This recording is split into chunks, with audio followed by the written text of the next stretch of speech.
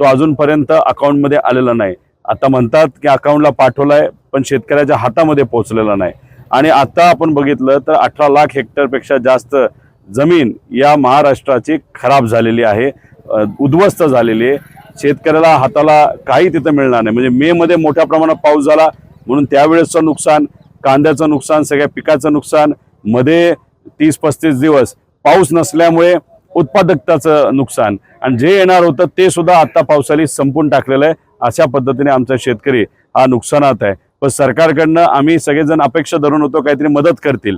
इलेक्शनच्या आधी जिरायत भागासाठी 18,000 रुपये, इलेक्शन झाल्यानंतर 8,500 रुपये, बागायत भागासाठी इलेक्शनच्या आधी 22,000 आणि आता 13,000। म्हणजे इलेक्शन झालं की आमच्या शेतकऱ्याला तुम्ही विसरून जाता।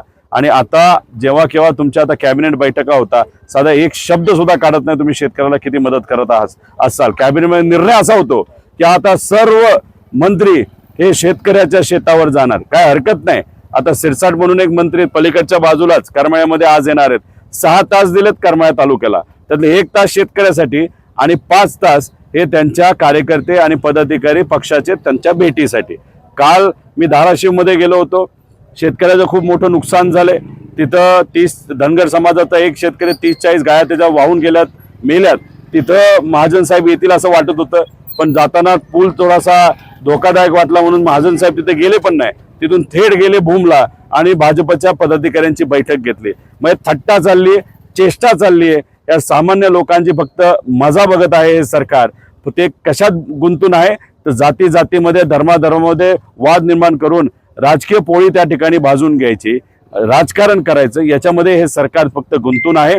इथं जर आपण बघितलं तर आज या समाजाचा त्या समाजाचा शेतकरी अडचणीत नाही, तर सर्व समाजाचा शेतकरी आज अडचणीत आहे। आणि आज बळीराजा खतरे में असं आमचं मत आहे। त्यामुळे लवकरात लवकर मदत ही सरकारकडनं या शेतकऱ्याला झाली पाहिजे। सरसकट पंचनामे करा, पण इथं आल्यानंतर अधिकारी म्हणतात एवढंच पाणी, एवढं पाणी नाही, काल पाणी होतं आता दिसेना। अरे बाबा, पाणी जर शेतामध्ये काही दिवस राहिलं असेल तर पिकाचं नुकसान होतं। आता ह्या अधिकाऱ्याला आम्ही सांगायचं का? त्यामुळे उगाच नाटक न करता सरळ सरळ आदेश हे अधिकाऱ्यांना दिले गेले पाहिजे। आम्ही प्रांताबरोबर बैठका केल्यात, सगळ्या तलाठी, कृषी अधिकारी, त्यानंतर ग्रामविकास अधिकारी यांच्याबरोबर आम्ही बैठका केलेल्या आहेत। कर्जत जामखेडमध्ये परिस्थिती जरा बरी आहे, पण बाहेर अतिशय वाईट परिस्थिती आहे। पण सगळ्याच गावामध्ये तसं चांगलं आहे, कारण चांगले काही अधिकारी असतात, बरेचसे अधिकारी चांगले असतात, काही एवढे चांगले नसतात।